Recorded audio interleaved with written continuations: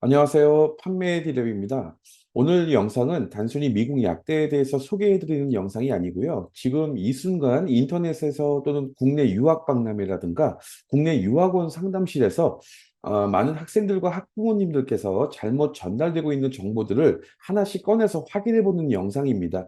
판매 디랩이 지난 몇 년 동안 미국 약대를 목표로 하는 학생들을 상담하면서 다른 곳에서 이미 상담을 받고 오신 분들을 정말 많이 만났는데요. 그리고 그분들이 알고 계신 내용의 상당 부분이 잘못되어 있는 경우가 많았습니다. 조금 부정확한 정도가 아니라 그대로 따라가면 되돌릴 수 없는 상태가 되는 내용들이 많이 있었어요. 그래서 지금도 이제 미국 대학이나 약대 재학 중인 학생들에게서도 문의가 계속 들어오고 있는데 예전에 들었던 이제 잘못된 정보 때문에 이미 어려운 상황이 놓여 있는데 어떻게 해야 되느냐 이런 내용들입니다. 그래서 오늘은 그런 잘못된 정보들, 오해들을 하나씩 전부 바로잡아드리는 시간을 갖겠고요.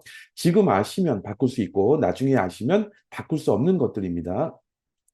그럼 먼저 오늘 영상의 순서를 정리해 드릴게요. 많은 학부모님들과 학생들이 미국 약대 유학에 대해서 잘못 알고 계시거나 오해하시는 것들. 첫 번째, 미국 약대 목표 학생들은 먼저 대학부터 정하면 될까요? 이 부분이고, 두 번째, 미국 약대 정말 2+4 구조가 맞을까요? 세 번째, 미국 6년 통합 약대는 정말 퀄리티가 낮을까요? 네 번째가 이제 미국 약대 선택은 US 뉴스 약대 랭킹만 의존하면 될까요? 그리고 다섯 번째가 미국 약대 선택 시의 국내 유학원 추천을 정말 믿을 수 있을까요? 여섯 번째 오해는 저렴하고 입학이 쉬운 미국 약대가 무조건 좋은 선택일까요? 일곱 번째가 미국 대학 학점만 좋으면 무조건 명문 약대 입학이 가능할까? 여덟 번째 오해는 미국 대학에서 리서치만 열심히 하면 제약회사, 연구원까지 될 수 있을까요?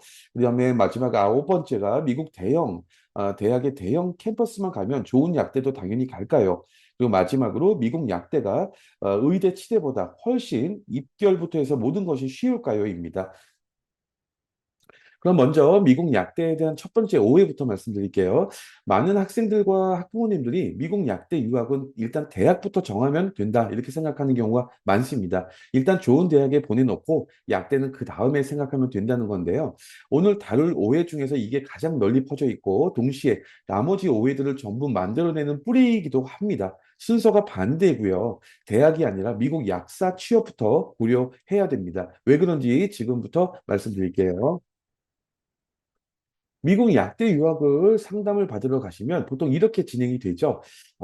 유학원 담당자가 학생 성적을 보고 SAT 점수를 봅니다. 그리고 몇 분 뒤에 지원할 대학 목록이 나옵니다.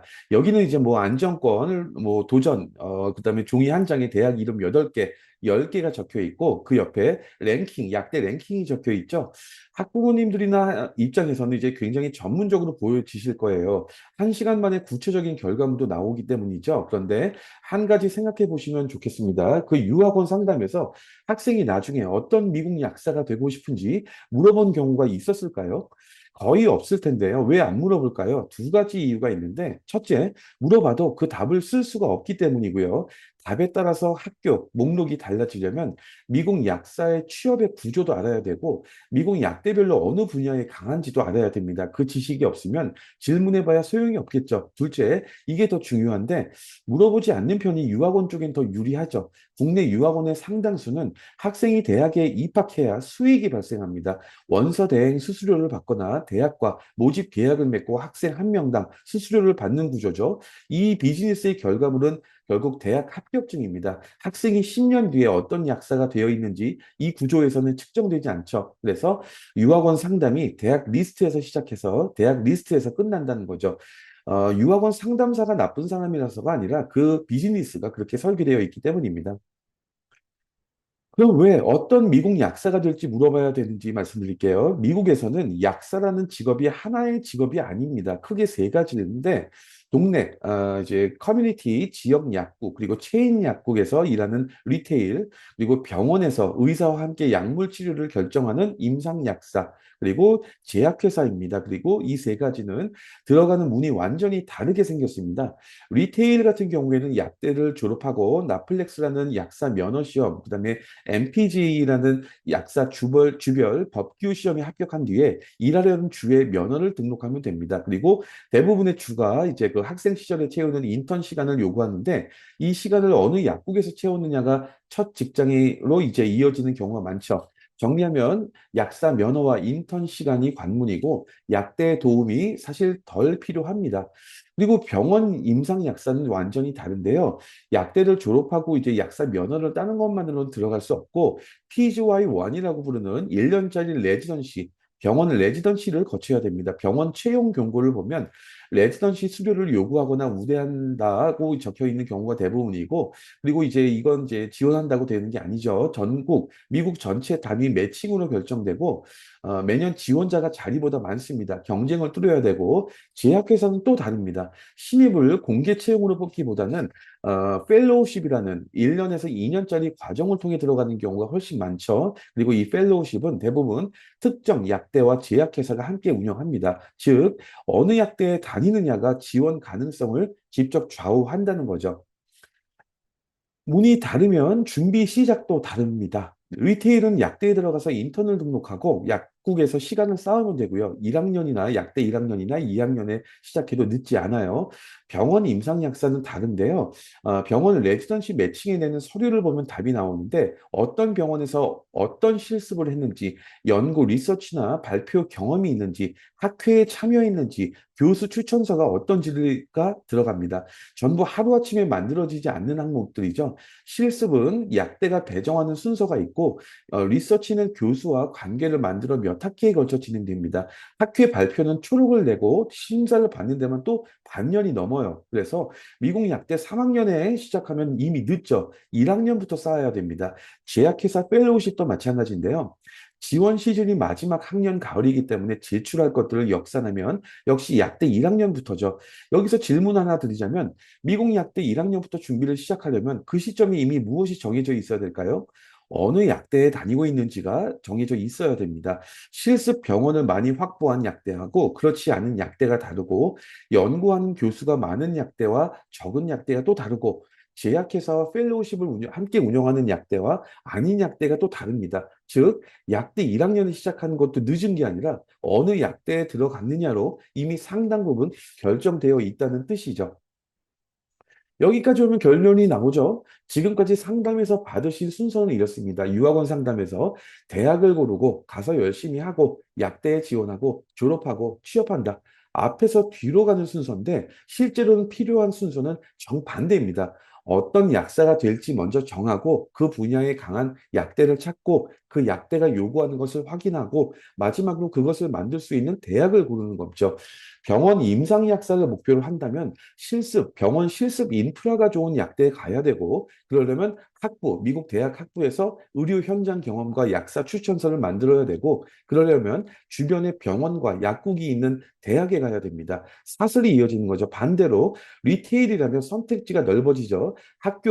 대학 의존도, 약대 의존도가 낮아요. 그래서 같은 성적, 같은 SAT 점수라 할지라도 목표가 다르면 지원할 대학이 달라야 됩니다. 그런데 국내 유학원 리스트는 목표를 물어보지도 않고 나옵니다. 두 학생에게 똑같은 종이가 나가는 거죠. 이렇게 말씀드리면 고등학생들이 무슨 벌써 진로를 다 정해야 되냐 이렇게 말씀하실 수 있는데 그렇지 않습니다. 미국에서 병원의 중환자 쪽인지 항암 쪽인지 제약회사 어느 부서인지는 약대에 가서 실습을 돌며 정하면 되는 거고요. 그런데 지금 정해야 되는 건 하나죠. 리테일 중심으로 갈 것이냐, 병원이나 제약회사 쪽을 열어둘 것이냐, 뭐 대부분 다 열어두고 싶어 하시겠죠. 그런데 열어두려면 그 준비가 가능한 환경에 들어가야 된다는 거죠. 준비가 안 되는 대학에 가놓고 나중에 열어두겠다고 하면 그건 열어둔 게 아니라 닫힌 거죠.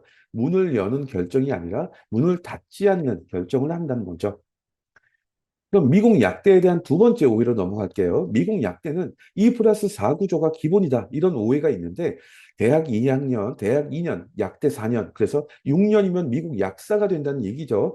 이 설명은 국내에서 거의 사실처럼 이야기됩니다. 그런데 그리고 오늘 다룰 오해 중에서 가장 많은 학생들의 계획을 실제로 망가뜨리기도 해요. 거짓말은 아닌데요. 다만 빠진 것이 있다는 거죠. 무엇이 빠졌는지 지금부터 숫자로 확인해 볼게요.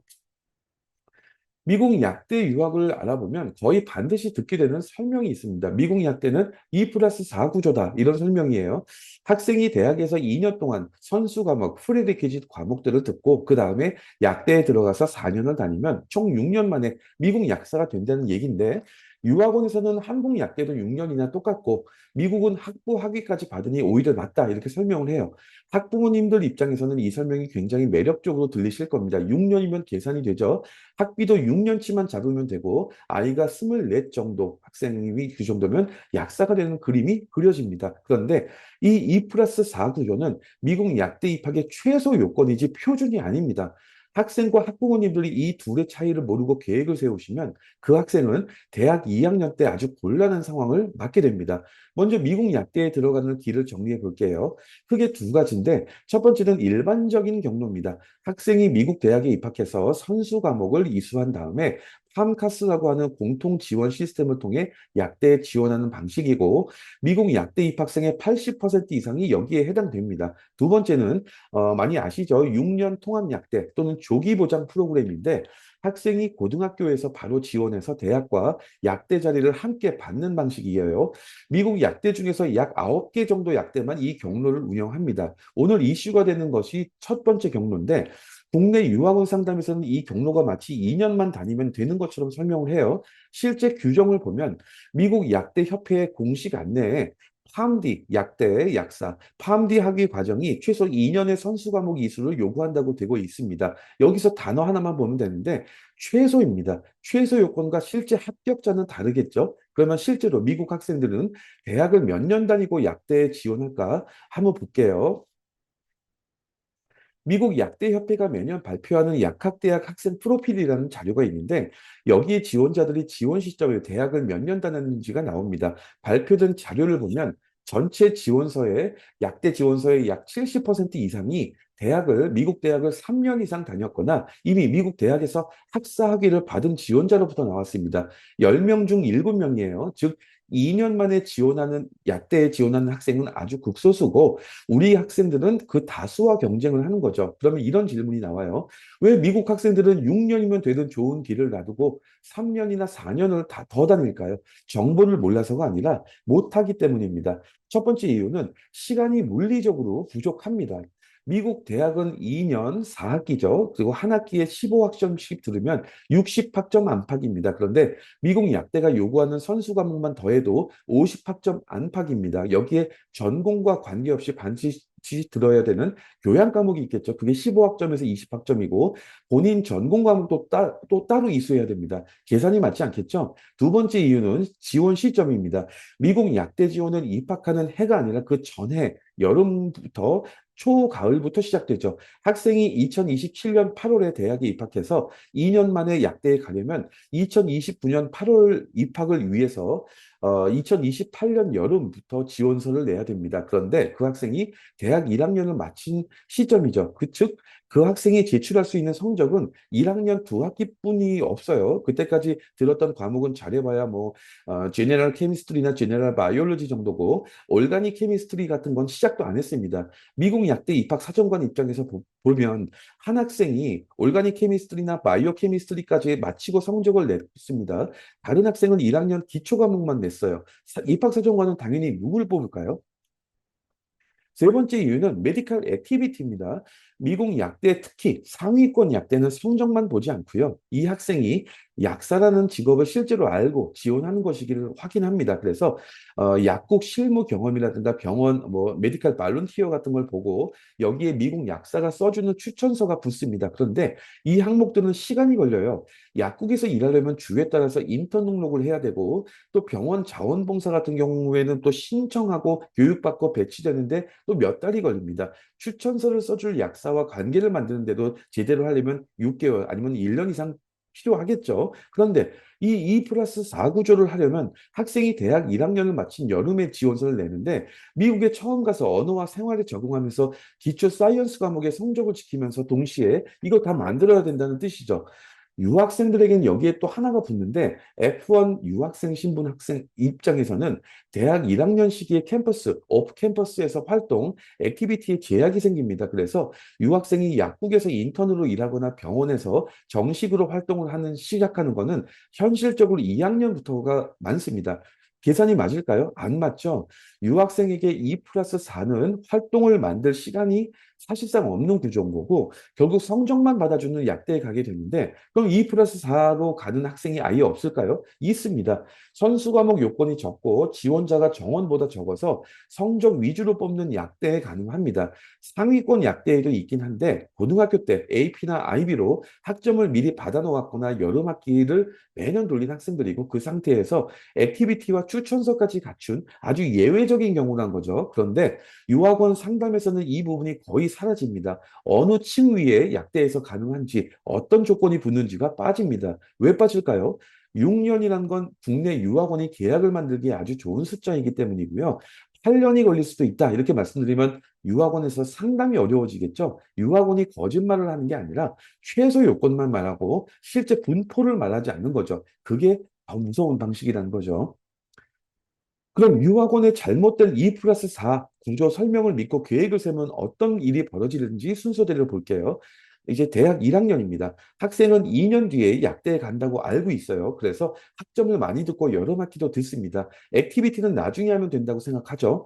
1학년 2학기에 보통 이제 미국 대학에 따라서 2학년 1학기 때 올가닉 케미스트리를 하지만 또 1학년 2학기 때부터 하는 경우 수강 신청을 해서 진행하는 경우도 있습니다. 그래서 1학년 2학기에 올가닉 케미스트리에서 처음 성적이 흔들리죠. 워낙 난이도가 높기 때문이고요. 그다음에 상대평가이기 때문이기도 해요. 그리고 2학년 1학기 지원할 시즌이 됩니다. 그런데 아직 안 들은 약대 선수 과목이 여러 개가 있고 약사 추천서를 요구하는 학교들도 있는데 부탁드릴 약사가 없습니다. 학생이 학교 어드바이저를 찾아가면 이런 답을 보통 들어요. 지금 지원하면 경쟁력이 없다. 한 해 더 준비하는 게 낫겠다. 이 시점에서 학부모님들이 받는 충격이 크죠. 2년이라고 듣고 약대 유학을 했는데 그리고 그때는 이제 1학년 성적이 확정된 뒤라 또 되돌릴 수도 없고요. 계획이 밀리면 무엇이 나빠질까요?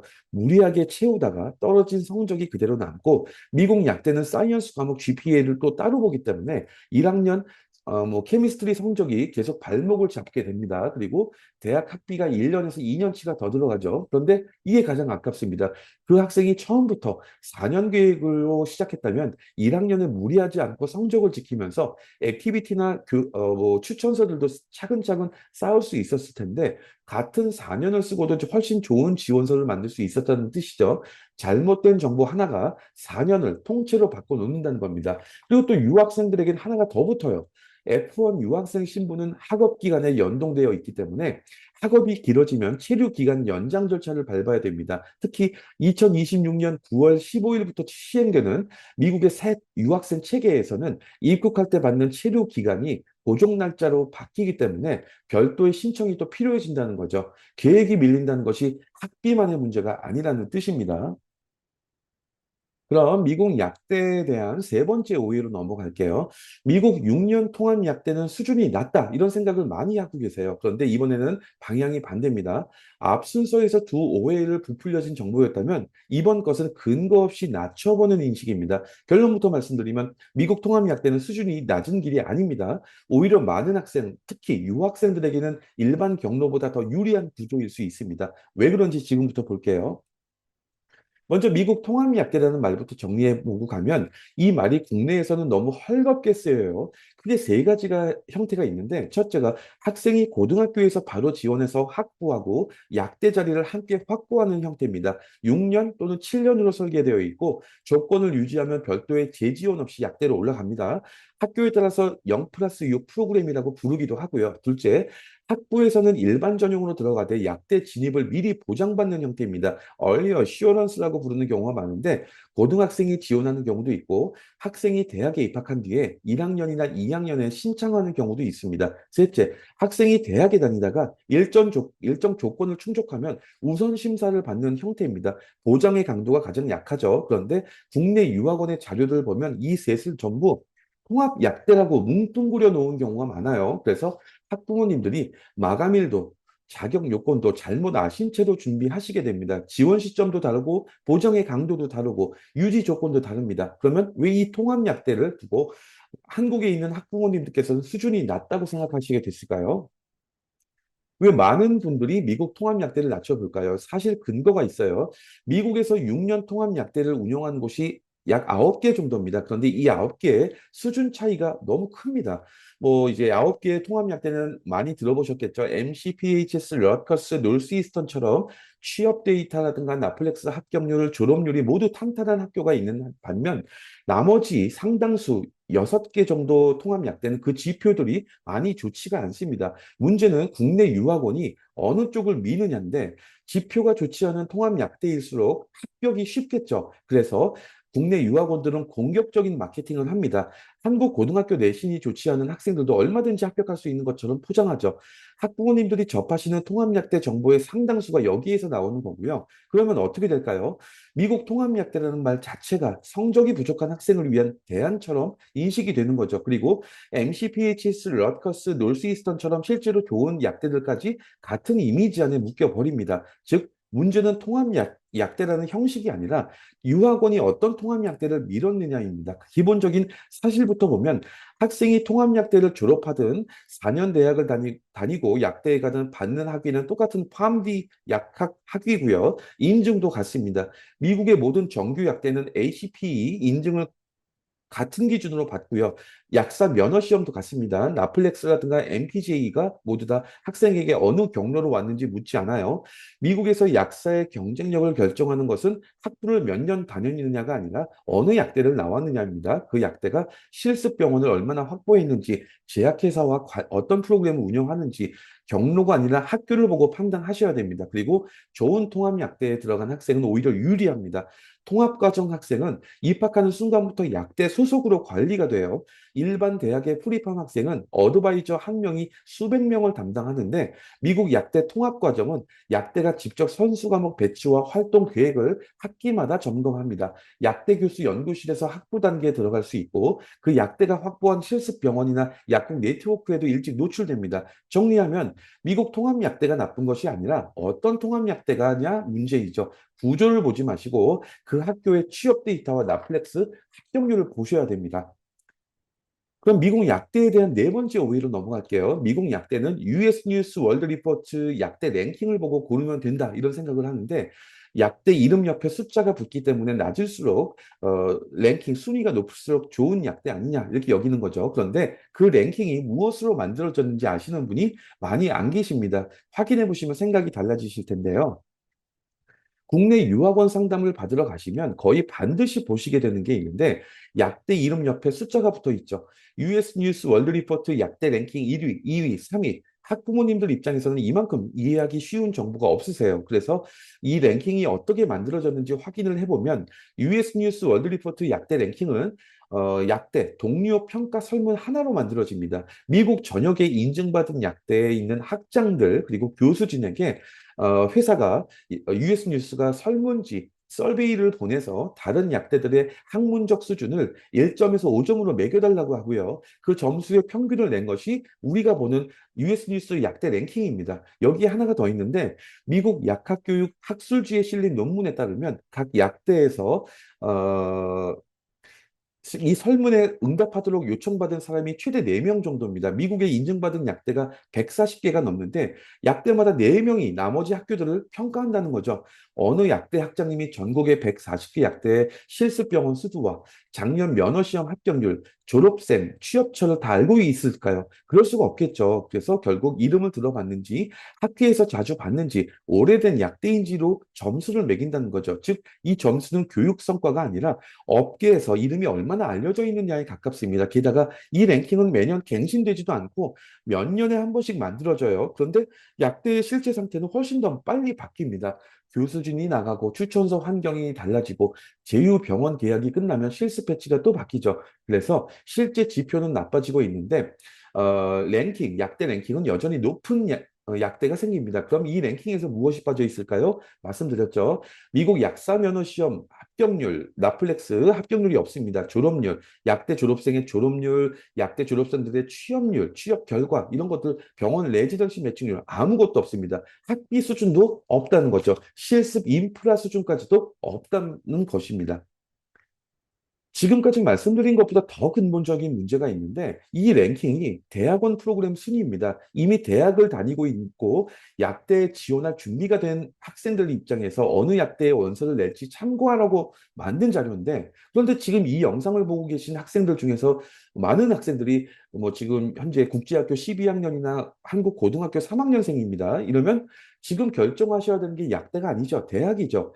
약대 지원은 4년 뒤죠. 생각해보면 시간도 안 맞아요. 학생이 지금 대학을 고르고 4년 뒤에 약대에 또 가고 4년 뒤에 졸업을 하는 건데 앞으로 8년 뒤의 이야기인데 참고하는 자료가 몇 년 전에 만들어진 평판 점수입니다. 그러면 지금 필요한 정보는 무엇일까요? 어느 대학에 가면 4년 뒤에 좋은 약대에 지원할 수 있느냐, 있는 상태가 되느냐, 이거죠. 그 대학의 약대 진학 실적이 어떤지, 프리팜 학생을 관리하는 체계가 어떤지, 주변에 실습할 약국이나 병원이 있는지, 미국 대학 학부생이 참여할 수 있는 리서치가 있는지 학부모님께서는 지금 필요한 건 이런 정보예요. 약대 평판 순위표에는 이 중에 아무것도 없습니다. 그런데 국내 유학원 상담은 이렇게 진행되죠. 약대 랭킹표 펼쳐놓고 이 약대가 몇이니까 이 대학에 가면 된다. 이 약대를 운영하는 이 대학에 가면 된다. 이렇게 안내하는 거죠. 두 개가 연결되어 있다는 전제가 깔려 있는데 그 전제가 맞는지는 아무도 확인하지 않습니다. 그리고 그 전제가 실제로 맞는지 다음 순서에서 확인해 드릴게요. 미국 약대에 대한 다섯 번째 잘못된 오해로서 국내 유학원이 추천하는 약대들은 좋은 학교일 것이다 이런 생각을 하는데 전문가가 골라준 목록이니까 믿을만하다 이렇게 여기는 거죠. 그런데 그 목록이 무엇을 기준으로 만들어졌는지 확인해 보신 적이 있으실까요? 오늘 그 기준을 하나씩 열어볼게요.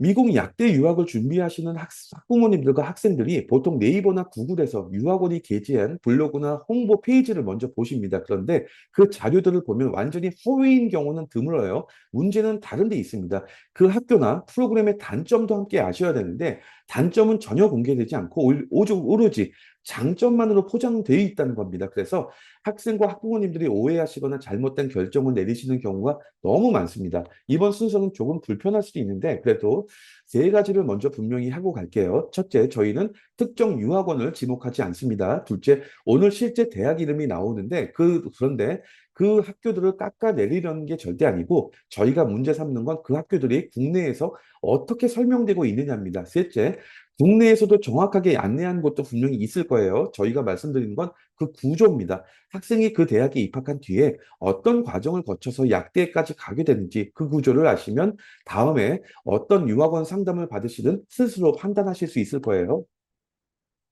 미국에서 ACP 인증을 받은 약대가 140개입니다. 선택지가 아주 많아 보이죠? 그런데 앞 순서에서 말씀드린 기준을 하나씩 적용해 보면 그림이 달라집니다. 미국 약사 면허 시험 합격률이 몇 년째 전체 평균을 크게 밑도는 약대가 많습니다. 정원을 못 채워서 입학 기준이 내려가는 약대도 많고요.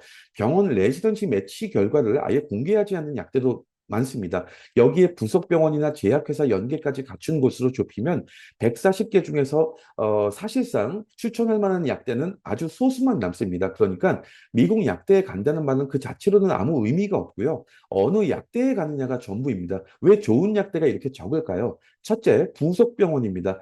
돈과 역사의 문제라 새로 만들 수가 없고요. 둘째, 위치입니다. 주변에 대형 병원이 있는 약대하고 차로 두세 시간 이상을 나가야 되는 약대는 실습의 질이 다를 수밖에 없죠. 학생이 아무리 열심히 해도 없는 병원에서 실습을 할 수는 없겠죠. 셋째, 제약회사와의 관계입니다. 그 지역에서 오랫동안 관계를 쌓아온 약대라야 제약회사 펠로우십을 운영할 수 있어요. 넷째, 교수진입니다. 학생이 참여할 연구가 있으려면 연구하는 교수가 있어야 되고 나중에 추천서를 써줄 사람도 그 교수들이죠. 이 네 가지가 전부 시간과 자원이 쌓여야 됩니다. 그래서 새로 생긴 약대나 소규모 지역 약대가 이 조건을 갖추기는 어렵고요. 그럼 국내 유학원의 추천 페이지를 보면 공통점이 하나 있어요. 추천 이유가 적혀 있지 않습니다. 이유처럼 보이는 문장들이 있는데 뭐 우수한 교수진, 최신 시설, 다양한 실습 기회, 오랜 전통. 그런데 이 문장들은 약대 이름을 바꿔서 그대로 성립하죠. 어느 약대에 붙여도 말이 되는 문장들은 정보가 아니죠. 방금 말씀드린 네 가지 기준 중에서 하나라도 숫자로 적혀 있는 자료를 저희가 거의 못 봤습니다. 미국 약사 면허 시험 합격률이 몇 퍼센트인지, 병원 레지던시 매칭 결과가 어떤지, 그 약대 졸업생이 어디로 취업하고 있는지가 없다는 거죠. 그러면 유학원들의 추천 목록은 무엇으로 걸러지는 걸까요? 첫째, 한국 학생의 합격 가능성이 높은 약대들입니다. 둘째, 한국 학생이 이미 가 있어서, 많이 가 있어서 안내하기 편한 약대들이라는 거죠. 여기서 더 근본적인 문제를 하나 말씀드릴게요. 미국 대학에 지원할 때 같은 대학이라도 들어가는 문이 여러 개입니다. 그리고 약대와의 관계가 문마다 완전히 다릅니다. 첫 번째 문이 약대 보장 경로인데 학생이 고등학교에서 원서를 낼 때 함께 신청하고 조건을 유지하면 약대로 올라갑니다. 두 번째는 예비 약학 트랙이에요. 선수 과목을 이렇게 들으라고 안내해주는 이수 경로이고 보장이 아닙니다. 세 번째는 그냥 일반 학부입니다. 4년 뒤에 전국의 모든 지원자와 똑같이 약대에 지원하게 됩니다. 첫 번째는 자리가 있고 세 번째는 아무것도 없다는 거죠. 그런데 국내 유학원 상담에서는 이 세 가지가 구분이 되지 않아요. 이해하시기 쉽게 실제 사례를 하나 보여드릴게요. 이제 시카고에 있는 UIC 많이 들어보셨죠? 일리노이 주립대입니다. 이 좋은 약대를 운영하고 있는 한국 학생들도 많이 지원하는 약대입니다.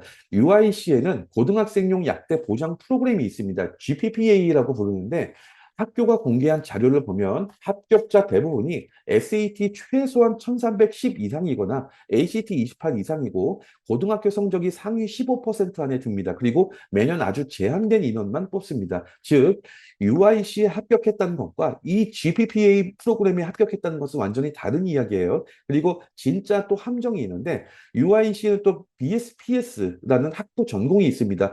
Bachelor of Science in Pharmaceutical Science, 우리말로 이제 제약과학 학사라는 건데 이름만 들으면 뭐 이제 이걸 약대로 이어질 것 같기도 하죠. 그런데 UIC 약대 공식 홈페이지에도 있는데 이 GPPA하고 달리 BSPS 프로그램은 팜디 입학을 보장하지 않는다. 이렇게 써 있습니다. 학교가 직접 이 문장을 써 놓았다는 건 그만큼 오해가 흔하다는 뜻이고 이름에 파마서틱스칼 사이언스 이렇게 들어가는 전공에 들어가 놓고 약대는 보장되지 않는 상황. 이게 함정의 가장 정확한 사례고요. 그런데 적지 않은 국내 유학원들이 이 UIC의 BSPS 또는 일반 BS 트랙, 뭐 바첼러 오브 사이언스 트랙을 입학하면 UIC 약대까지 들어가게 된다. 이런 애매한 식으로 홍보를 하고 있다는 거죠.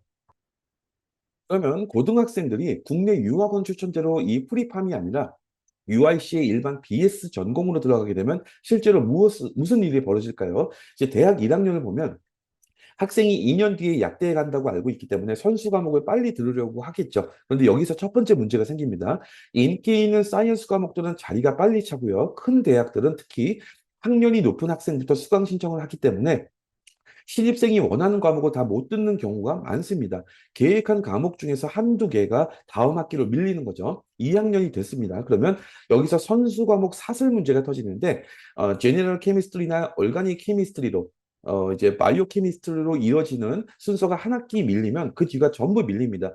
바이오 케미스트리는 3학년이나 보통 듣게 되는 과목이거든요. 그리고 메디컬 액티비티 문제도 이때 드러납니다. 중상위권 약대에 가려면 이제 약국이나 대학에서 병원 경험 같은 것들이 필요한데 아무도 알려준 적이 없죠. 유학생들이라면 1학년에 할 수 있는 것도 제한적이고요. 그리고 약사 추천서를 요구하는 약대가 많다는 사실을 이때 처음 학생이 알게 됩니다.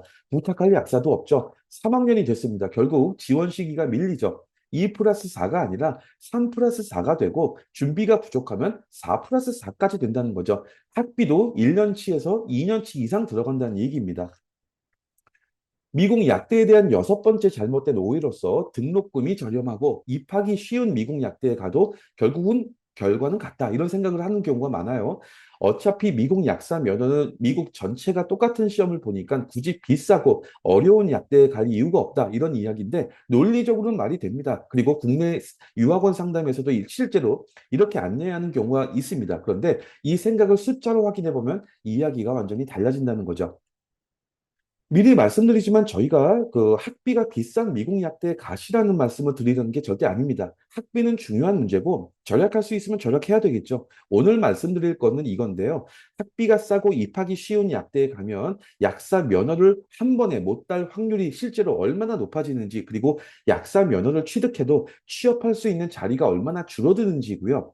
먼저 미국 약대 시장에서 무슨 일이 있었는지 보면 지난 20여 년 동안 미국 약대 숫자가 크게 늘었습니다. 2000년대에 들어서 새 약대가 계속 생겼고요. 당시에는 약사 수요가 늘어날 거라는 전망이 있었고, 대학 입장에서도 약대는 등록금이 높은 학과이기 때문에 매력적이었죠. 그런데 예상과 다르게 흘러갔어요. 지원자가 줄기 시작했다는 겁니다. 나플렉스 첫 응시자 수가 2021년에 14,000명이 넘었는데 2023년에는 11,500명으로 줄어들었습니다. 2년 만에 감소치고는 크죠. 미국 약대는 늘었는데 지원자는 또 줄고 있고요. 그러면 어떻게 될까요? 정원을 못 채우는 약대가 생기는 거고, 정원을 채우려면 입학 기준을 낮춰야 됩니다. 실제로 문을 닫는 약대도 많이 나오고 있고요. 학생 관심 부족을 이유로 폐교를 발표한 약대가 있는데, 그 약대는 그 전부터 면허 시험 합격률도 굉장히 낮았던 것으로 알려져 있습니다. 2014년 이전까지 미국 약대 졸업생들의 그 나플렉스, 미국 약사 면허 시험 나플렉스 합격률 평균 매년 95% 수준이었는데, 그런데 그 이후로 계속 떨어져서 최근 자료 기준으로 전체 평균이 86.8%입니다. 문제는 그 미국 약대별 편차인데요. 미국 임상약학회 학술지에 실린 분석에 따르면 2023년에 첫 시도 합격률이 65% 아래인 약대가 16개가 있었고, 이 10명 중에 서너 명이 첫 시험에서 무조건 떨어진다는 얘기고, 4년을 다니고도 수업을 쓰고도 졸업까지 했는데 이렇게 된 거죠. 그리고 미국 약대 입학이 쉬워졌습니다. 그런데 약 면허 시험 기준은 낮아지지 않았고요. 그럼 그 16개 약대가 어떤 곳들일까요? 같은 분석에 따르면 그중에 9개가 2009년 이후에 새로 생긴 약대였고, 7개가 3년 단축 과정을 운영하는 약대였습니다. 새 약대들은 한정된 인력을 두고 경쟁해야 되는데, 자격을 갖춘 교수진이나 실습을 지도할 현장 약사, 실습 기관을 확보해야 되는데 그런 게 무한정이 있는 게 아니죠. 그러면서 동시에 줄어드는 지원자 풀에서 정원을 또 채워야 됐습니다. 그 결과 65% 합격률인 거죠. 반대로 2000년 이전에 설립된 약대들, 대학병원 안에 속해 있는 약대들은 합격률이 높은 경향을 보입니다. 앞서서 이제 부속병원이 왜 중요한지 말씀드렸는데, 그게 여기에서 숫자로 확인된다는 거죠. 위치도 마찬가지입니다. 학비가 저렴한 약대들은 대체로 대도시에서 떨어진 곳 멀리 있습니다. 거의 시골이죠. 시골에 있어요. 그런데 이런 미국 약대 마지막 학년은 사실상 1년 내내 현장 실습, APP, 에피라고 하죠. 현장 실습을 합니다. 학교 주변에 병원이 없으면 어디서 실습을 할까요? 병원 임상약사가 되고 싶어서 중환자 실습을 하고 싶은데 근처에 그런 병원도 없고, 제약회사를 목표로 산업체 실습을 하려는데 근처에 회사가 없습니다. 실습 선택지가 좁으면 약대 졸업 후에 취업할 곳도 좁아지겠죠. 그래서 학비를 비교할 때 4년 총액만 보면 안 되고요. 면허 시험에 떨어질 확률, 유급 확률, 그리고 졸업 후에 갈 수 있는 자리에 차이도 함께 넣어야 됩니다. 병원이나 제약회사로 갈 수 있는 약대하고 사실상 리테일 이외에는 선택지가 없는 약대는 평생 소득도 달라지죠. 학비 차익이 몇 천만 원이라고 뭐 하면, 근데 그 선택 때문에 면허 시험에 한 번 떨어지고 원하던 분야에 취업을 못하게 되면 그 몇 천만 원이 절약된 거가 아니죠, 사실. 여기서 자주 나오는 질문을 하나 다뤄볼게요. 일단 미국 약대에 들어가 보고 아니다 싶으면 다른 약대로 옮기면 되지 않냐, 이런 생각을 하시는 경우도 있어요. 미국 약대 편입은 거의 불가능하다고 보셔야 됩니다. 미국 약대는 학년별 정원이 정해져 있기 때문에 중간에 나가는 학생이 있어야 자리가 생기는데, 그런 자리가 몇 년, 몇 개 안 됩니다. 약대마다 커리큘럼 순서가 다르기 때문에 학점 인정도 안 되고요. 실제로 어떤 약대는 자기 학교 학부생이 약대로 올라오는 경우조차도 자리가 제한적이고 경쟁이 매우 치열해서 최소의 요건을 충족해도 입학이 보장되지 않는다고 명시하고 있습니다. 같은 약대 학생도 이런데 다른 학교에서 옮겨오는 건 훨씬 어렵겠죠. 그러니까 약대 선택은 사실상 한 번밖에 없습니다. 되돌릴 수 있다는 전제로 결정하면 안 되고요. 유학생들에겐 여기 하나가 더 붙는데, 미국 학생이라면 약대를 그만두어도 일을 하면서 다시 준비하거나 시간을 두고 계획을 바꿀 수 있는데, 유학생들은 학업 과정에서 신분이 연동되기 때문에 학업이 중단되면 미국에서 체류 근거가 함께 흔들려요. 그리고 2026년 9월 15일부터 시행되는 새 체계에 이런 조항이 있습니다. 학위 과정을 마친 뒤 같거나 더 낮은 단계의 과정에 다시 등록하는 게 제한이 됩니다. 학부를 마치고 약대에 떨어졌을 때 예전에는 두 번째 학사 과정에 등록해서 시간을 벌면서 재도전할 수 있었는데 그 방법이 막히죠. 이제 유급도 마찬가지입니다. 미국 약대는 특정 과목을 통과하지 못하면 다음 학년으로 못 올라가는데 정시 졸업률이 70%대인 약대도 있어요. 미국 학생에게 유급은 1년 더 다니면 해결되는 문제인데 유학생들은 예정된 프로그램 기간이 서류에 적혀 있기 때문에 체류 기간을 조정하는 절차를 또 따로 밟아야 된다는 거죠.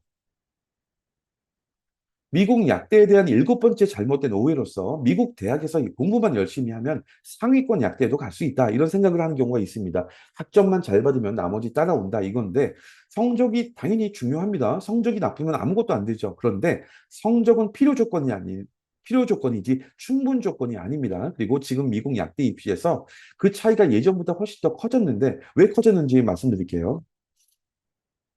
미국인 약대 입시에는 원래 이제 피켓이라는 입학 자격 시험이 있었죠. 이 시험이 2024년 1월을 마지막으로 폐지됐고 대체 시험도 없습니다. 많은 분들이 시험 하나 줄었으니까 편해졌다 이렇게 반응할 수도 있는데 그런데 사실은 정반대입니다. 시험이 있었을 때는 만약에 미국 대학 1학년에서 학점이 흔들린 학생도 3학년에 몇 달 집중해서 피켓 점수를 잘 받으면 앞에 GPA의 부족함을 어느 정도 덮을 수 있었어요. 숫자 하나로 만회하는 통로가 있었는데 그 통로가 이제 사라졌습니다. 그럼 이제 미국 약대는 무엇으로 학생을 판단할까요? 남은 것으로 판단하는데 그 남은 것이 전부 몇 달 안에 만들 수 없는 것들이에요.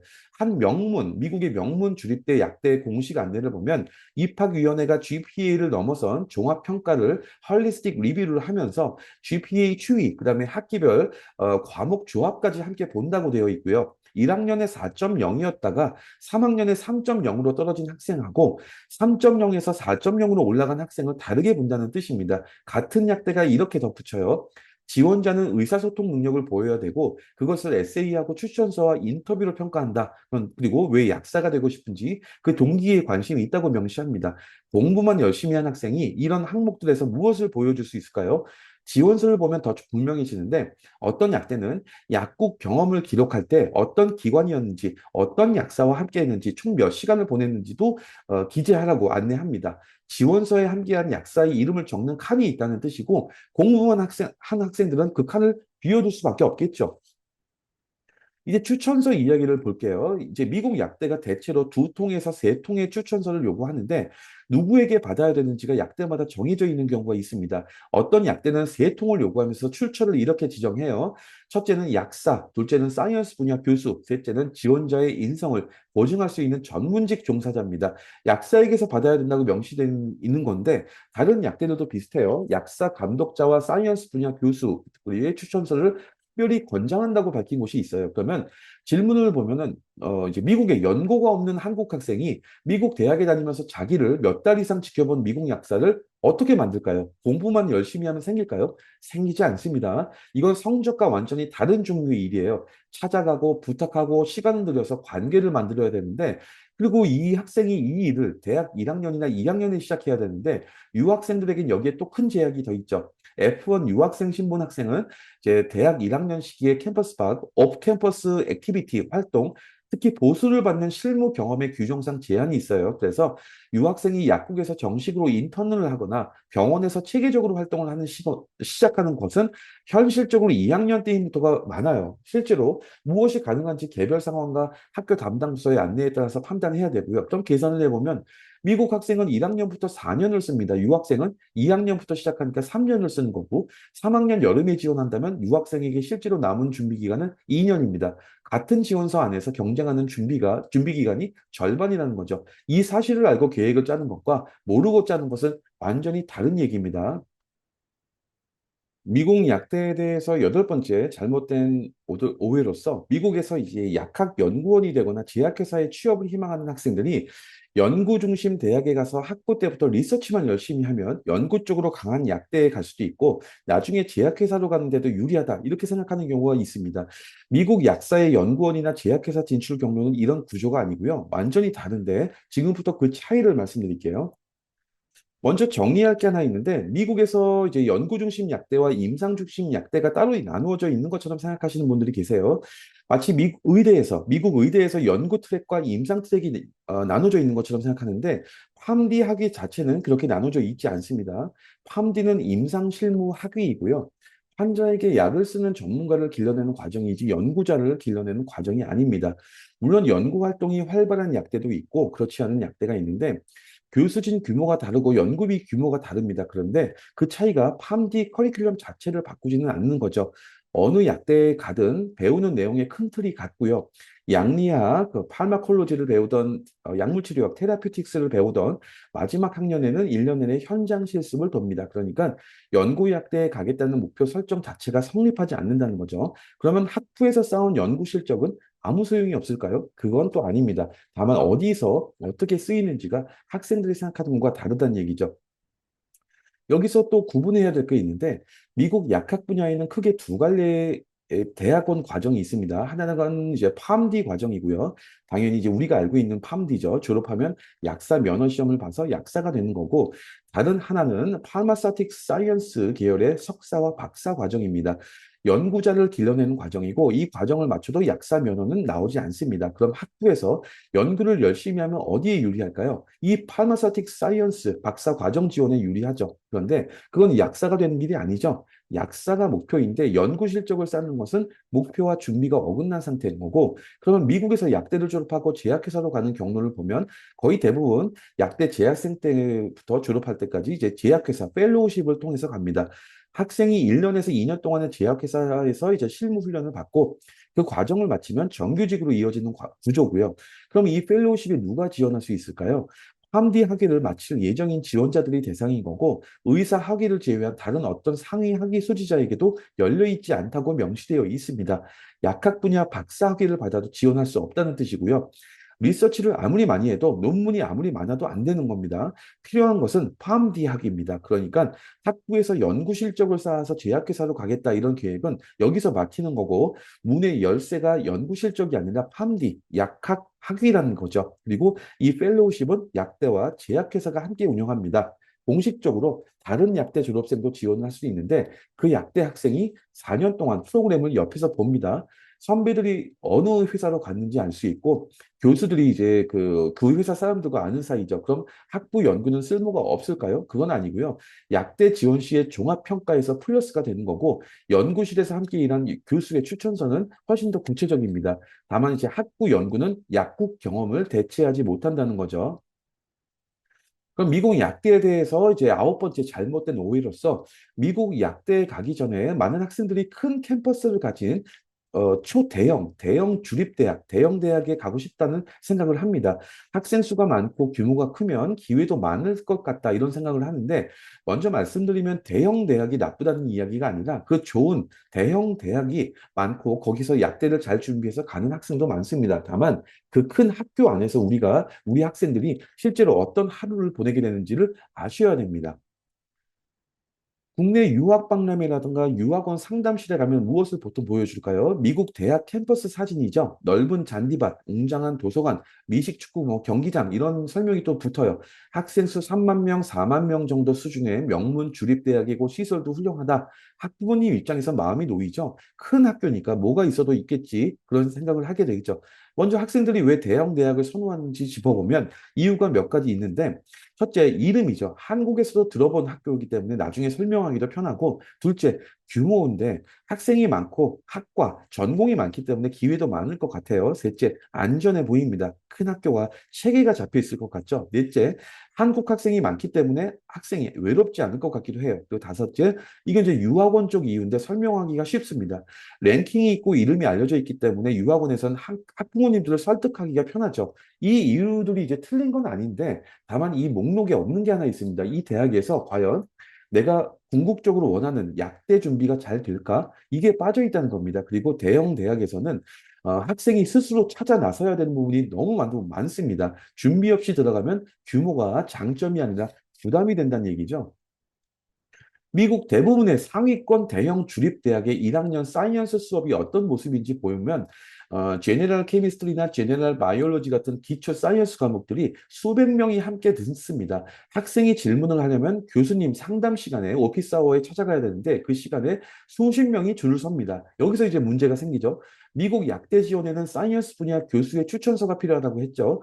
수백 명 중에 한 명으로 앉아있던 학생들을 교수님이 어떻게 기억하고 추천서를 쓸까요? 쓸 수는 있습니다. 뭐 이제 성적이 좋았다, 뭐 이런 그냥 단순한 내용을 쓸 수 있는데 그런 추천서가 어떤 힘을 가질까요? 이걸 해결하려면 학생이 먼저 나서야 됩니다. 상담 시간에 찾아가고 질문하고 자기를 알려야 되고요.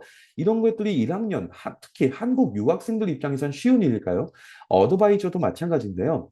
미국 대형 어드바이징 협회, 대학 어드바이징 협회 조사에 따르면 전임 어드바이저 한 명이 담당하는 학생 수가 평균 296명인데 큰 대형 대학들은 600명입니다. 한 학기에 한 번씩만 만나도 한 학생당 15분이 안 나옵니다. 그 15분의 수강 신청, 졸업 요건 이런 것들 다 확인하다 보면 벌써 끝나죠. 게다가 그분들의 업무가 학사 관리지, 약대 진학 지도가 아니에요. 메디칼 계열 전담 프리헬스 어드바이저가 있는 대학도 있는데 그런데 미국에서 조사한 연구를 보면 뭐 이제 UC 같은데 캘리포니아 주립대 UC 계열 같은 경우엔 전담 어드바이저 한 명당 졸업생이 평균 2만 4천 명 수준이고 사립대학들은 1,800명 수준입니다. 학교에 따라서 10배가 넘게 차이가 나죠. 기회도 그렇고요. 큰 대학에는 연구실이 많은데 학생도 많습니다. 학부생 3만 명, 4만 명 규모 대학에서 메디칼 계열을 목표로 하는 학생이 수천 명이 넘는데 그 학생들이 전부 연구실 자리하고 병원 메디컬 발룬티어 봉사활동 자리를 원하는데 자리가 늘지 않죠. 지원자만 많겠죠. 그럼 그 자리를 누가 얻을까요? 먼저 알아보고 먼저 연락한 학생들입니다. 이게 규모가 큰 대학에서 유학생이 겪는 실제 어려움이고요. 기회가 없는 게 아니라 기회가 닿는 통로가 없다는 거죠. 국내 유학원에서 상담을 받으면 이런 안내를 많이 받아요. 이 대학은 학교 안에 약대가 있어서 유리하다. 학부모님들 입장에서는 당연히 그렇게 들리죠. 같은 학교니까 우리 학생이 먼저 아니겠느냐 하는 건데 실제로는 약대마다 다르고 세 가지 경우가 있습니다. 첫 번째, 보장 경로가 있는 경우인데 앞에서 말씀드린 조기 보장 프로그램인데 이건 고등학교 때 별도로 신청해서 들어가죠. 두 번째, 일정한 우대가 있는 경우가 있습니다. 그 학교 학생에게 정원의 일부를 배정하거나 선수 과목 인정해서 편의를 주거나 지원 절차에서 우선 검토를 하는 시기입니다. 세 번째, 아무것도 없는 경우입니다. 같은 캠퍼스에 있을 뿐이지 지원할 때는 미국 전체 지원자와 똑같이 경쟁합니다. 그런데 국내 상담에서는 유학원 상담에서는 이런 게 구분이 되지 않아요. 교내에 약대가 있다는 사실만 전달되고 어떤 관계인지는 전달되지 않습니다. 그럼 규모가 작은 대학이 답일까요? 소규모 대학이 수업 규모가 작아서 교수님과 관계를 만들기 쉽고 추천서의 질은 달라집니다. 어드바이저가 학생들을 알고 연구실 자리를 두고 경쟁하는 학생도 적습니다. 그런데 한계도 분명히 있겠죠. 연구실 자체가 적어서 자리가 얻기는 쉬운데 선택지가 좁은 거고 개설 과목 수도 적어서 선수 과목을 원하는 학기에 못 듣는 경우 생기고 또 주변에 병원이나 제약회사가 없는 지역이면 활동 기회 자체가 또 없을 수 있다는 겁니다. 미국 약대에 대한 열 번째 잘못된 오해로서 미국 약대는 의대나 치대보다 훨씬 쉽다. 혼자서 준비해도 된다. 정보도 많고 준비할 것도 적고 합격도 너무 쉽다. 이렇게 생각하는 오해가 있습니다. 이 오해를 마지막에 놓은 이유가 있는데 저희가 보기에 이것이 오늘 다룬 9개 오해들을 전부 만들어낸 뿌리인 거고요. 그리고 가장 위험할 수 있습니다. 왜 그런지 말씀드릴게요. 미국 약대 준비는부터 이제 합격까지는 쉽다. 이 말을 입 밖으로 꺼내시는 분들은 사실 많지 않아요. 그런데 행동을 보면 알 수 있습니다. 미국 의대를 목표로 하는 학부모님들은 대부분 일찍부터 전문가를 찾죠. 9학년, 10학년부터 상담을 받아요. 어렵다는 걸 알기 때문인데, 그런데 약대는 다릅니다. 12학년 가을에 처음 연락 주시는 경우가 많고, 이렇게 말씀을 하셔요. 약대는 그렇게 어렵지 않다고 들었다.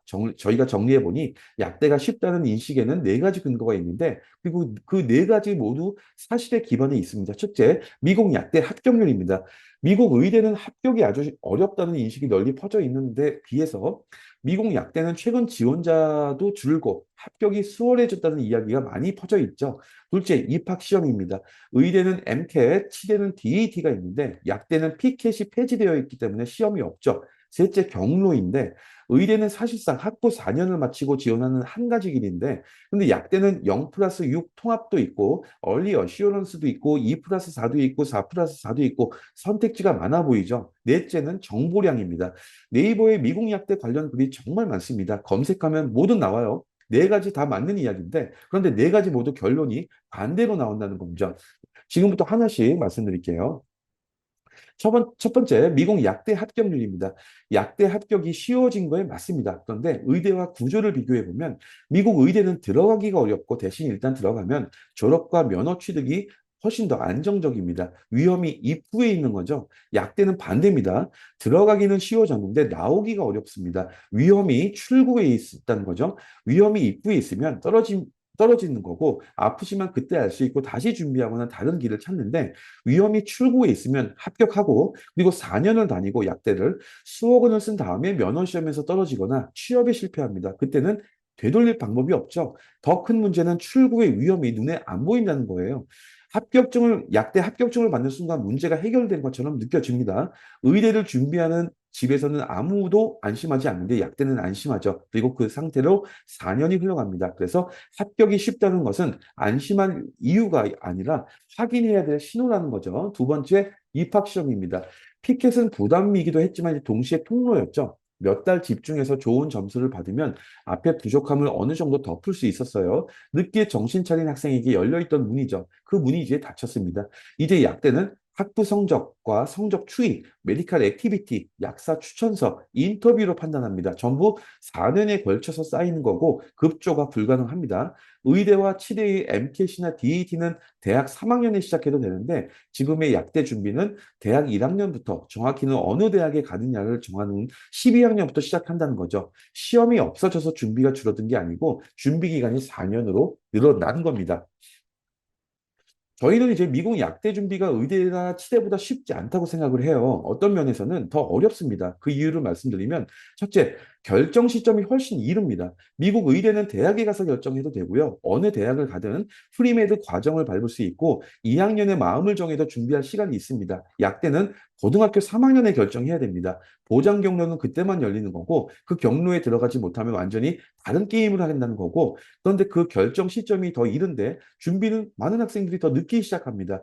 의대 준비생들은 9학년이나 10학년부터 움직이고 약대 준비생들은 12학년 가을에 처음 알아봅니다. 쉽다고 생각하기 때문인데 쉽다는 오해가 준비 시점을 늦추는 거고 늦어진 준비가 결과를 나쁘게 만들 수 있다는 거죠. 오해가 스스로를 증명하는 구조입니다. 둘째, 약대 간 편차가 너무 큽니다. 미국 의대는 학교 수가 적고 인중 기준이 엄격해서 어느 의대를 가도 면허 시험 결과가 크게 벌어지지 않아요. 그런데 약대는 다릅니다. 앞에서 보신 대로 면허 시험 합격률이 65% 미만인 학교가 16개 이상이 있었고, 그러니까 의대는 가느냐 못 가느냐의 문제이고, 약대는 어디를 가느냐의 문제인 거죠. 셋째, 그런데 약대를 고르는데 필요한 정보는 오히려 약대 쪽이 훨씬 부족한 겁니다. 의대 순위와 특성은 한국에도 많이 어느 정도 알려져 있고요. 약대는 다들 이제 US 뉴스 월드 리포트 랭킹 하나만 돌아다니는데 그건 학장과 교수 몇 명이 서로 매긴 평판 점수죠. 판단이 가장 중요한 곳에 판단 근거가 가장 없습니다. 세 번째 이유입니다. 미국 의대를 졸업하면 다음 단계가 정해져 있어요. 병원 레지던시의 매칭이라는 제도화된 경로가 있고 거의 모든 졸업생들이 이 경로를 다 거칩니다. 길이 하나죠. 그런데 약대는 졸업 후에 취업이 세 갈래고 관문이 각각 다릅니다. 리테일은 약사 면허와 인턴 시간, 그다음에 병원은 레지던시 매치, 제약회사는 산업 펠로우십입니다. 그리고 그 준비가 약대 인프라에 크게 의존합니다. 실습기관, 연구기회, 산업 파트너십은 학생 개인이 만들 수 있는 자산이 아니고요. 즉 의대는 졸업 후에 결정되고 약대는 입학 전에 결정된다는 겁니다. 네 번째 이유는 유학생들에게 해당되는 내용인데 함디는 스템 지정 학위가 아닙니다. 그래서 약대 졸업 후에 12개월 OPT가 주어지고 취업 비자 추천, H1B 취업 비자 추천 기회도 사실상 한 번입니다. 여기 하나가 더 붙는데 가장 큰 고용 시장인 리테일 체인이 유학생 졸업생들에게 취업 비자를 지원하는 사례가 드물어요. 선택지가 하나 줄어든 상태에서 12개월을 써야 되는데 그 12개월 안에 약사 면허 시험 2개도 통과하고 면허 등록하고 스폰서가 가능한 병원이나 제약회사에 자리 잡고 추첨에도 당첨돼야 됩니다. 그리고 병원과 제약회사 트랙 준비는 약대 1학년부터 해야 됩니다. 이 사슬을 거슬러 올라가면 어디에 닿을까요? 어느 약대에 가느냐, 그리고 어느 대학 학부에 가느냐입니다. 12개월이라는 숫자가 12학년의 대학 선택까지 올라온다는 거죠. 그리고 마지막 5번째를 보면 미국 의대와 치대는 한국인 진출 역사가 길어요. 선배들도 있고 정보가 쌓여 있어서 실패 사례도 공유됩니다. 그런데 약대는 그렇지 않아요. 진출 인원 자체가 적고 경로가 여러 갈래기 때문에 한 사람의 경험이 다른 사람들에게 적용되지 않습니다. 6년 통합 약대로 간 선배의 경험이 4 플러스 4로 가는 후배에게 별로 도움이 안 된다는 얘기죠. 그리고 실패한 사람의 이야기는 어디에도 올라오지 않습니다. 미국 약대에 합격한 학생은 글을 쓰고 못 간 학생, 면허 떨어진 학생, 취업이 안 된 학생들은 글을 안 쓴다는 거죠. 그래서 인터넷에 보이는 건 성공한 몇 개의 경로뿐입니다.